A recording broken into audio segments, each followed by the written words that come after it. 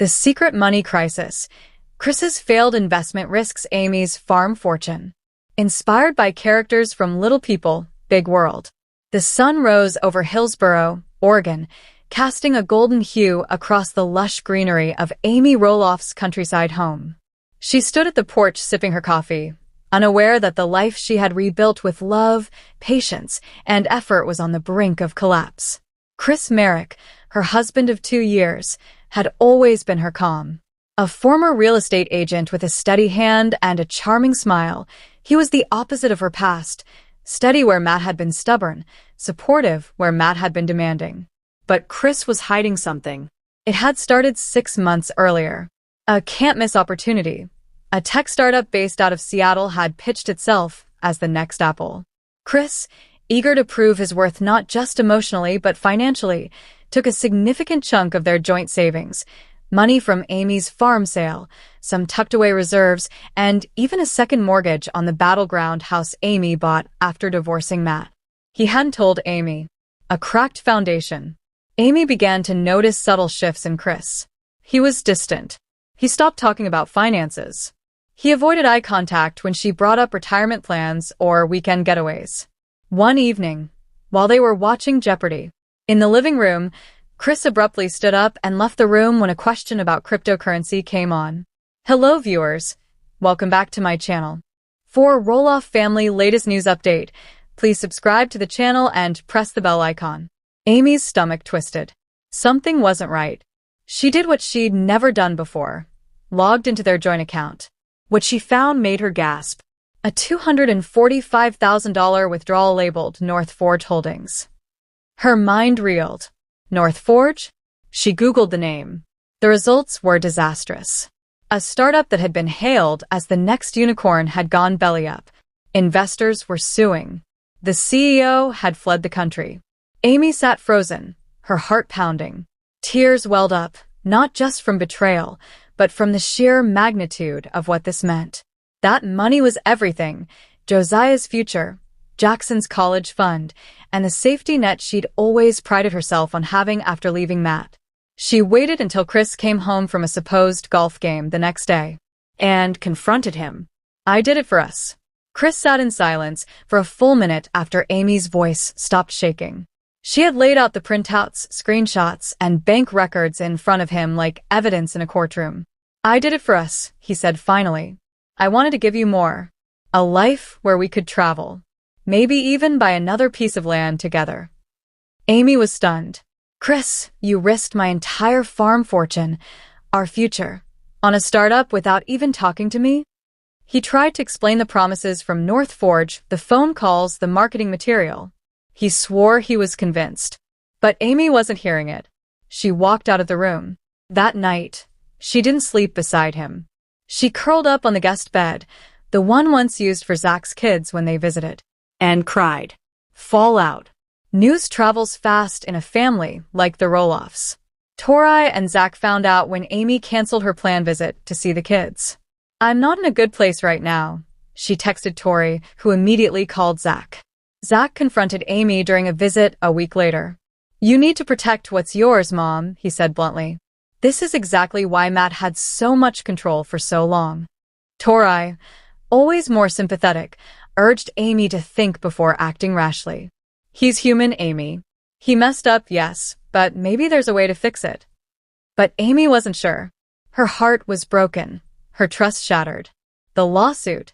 It got worse. In July, Amy and Chris received a certified letter from the Oregon Attorney General's office. They were part of a class action lawsuit against North Forge. As secondary investors, they were liable for supporting a potentially fraudulent business. The amount? $380,000 in potential damages. Amy felt like she couldn't breathe.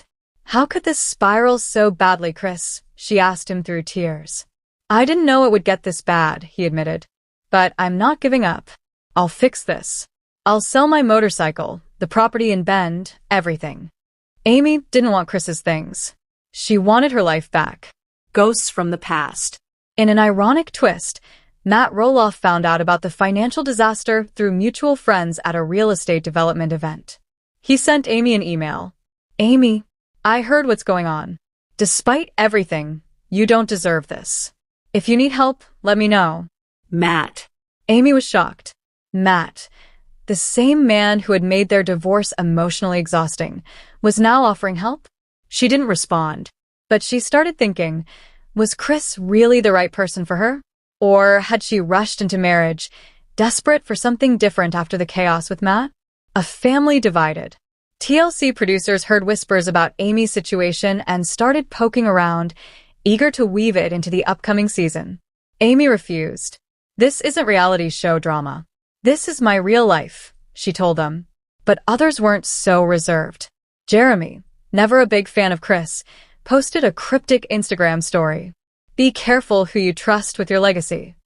Audrey added fuel with her blog post about financial betrayal in marriage, without naming names, of course. Amy was livid. The family she thought would support her was beginning to turn this into a public mess. Breaking point. Chris finally broke down one evening. I've lost everything, Amy. The money, your trust, my dignity. I don't deserve you. Amy looked at him, tired, eyes rimmed with exhaustion.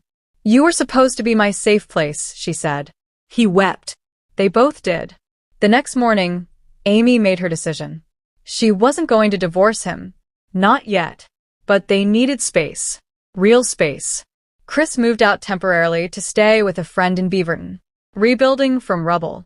Over the next month, Amy began working with a financial advisor and attorney to assess her situation. The good news? She could still protect some of her farm investments and personal earnings from TLC. The bad news?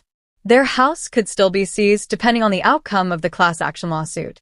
Amy also met with a therapist. I've spent my life making other people feel comfortable, she told her therapist. Maybe now it's time I think about me. Public pressure. Despite her efforts, the story leaked to the tabloids. LPBW star Amy Roloff's husband in financial scandal, read the In Touch weekly headline. Paparazzi began camping outside her home. TLC producers reapproached her. This could be a redemption arc, one said. You rebuild. The audience roots for you. Amy was disgusted. I'm not a plotline. I'm a person. A letter from Chris. 2 months later, Chris sent Amy a handwritten letter. Amy, I'm not asking for forgiveness. I just want you to know I've paid back what I could. I've taken a new job, commercial real estate in Eugene. I'll keep sending checks until I've restored everything I cost you. You were never just a retirement plan to me. You were my heart. Chris. Amy read it over and over. She cried again, but this time, the tears were soft.